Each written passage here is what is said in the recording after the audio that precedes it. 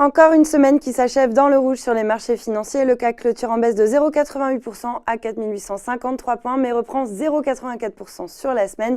Les signes de ralentissement économique se multiplient un petit peu partout sur le globe, à commencer par la zone euro. L'indice PMI composite de la zone se replie à 51,3 points ce mois-ci, soit la croissance la plus faible depuis plus de 4 ans. Une nouvelle qui pèse logiquement sur l'euro, qui recule de 0,6% et repasse sous le seuil des 1,13 contre le dollar. En Chine, les derniers indicateurs confirme également l'essoufflement de la croissance, que ce soit du côté des ventes de détail ou du côté de la production industrielle. Signe du pessimisme des marchés ambiants, et bien le risque estimé d'une récession dans les 2 ans à venir atteint désormais 40% aux États-Unis, selon une enquête auprès d'économistes. Côté valeur, Plastic Omnium et lanterne rouge du SBF 120, le groupe a présenté ses perspectives pour 2018-2021. Le titre est par ailleurs pénalisé par un recul des immatriculations en Europe en novembre, une baisse excessive selon Invest Securities, toujours à l'achat sur le titre avec un objectif de cours à 28,50 €, ce qui laisse un potentiel d'appréciation de l'ordre de 40%.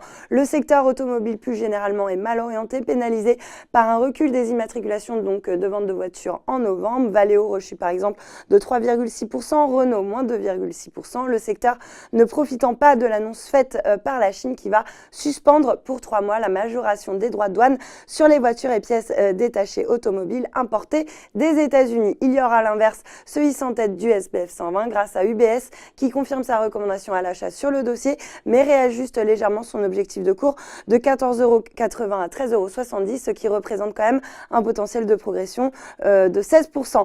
À la hausse, GTT profite d'une note de Kepler-Chevreux qui relève sa recommandation à conserver contre Allégé auparavant et remonte son objectif de cours à 58 € contre 46 avant. Dassault Aviation de son côté se hisse dans le vert après avoir salué la décision de l'Inde de rejeter tous les recours déposés à l'encontre du contrat Rafale.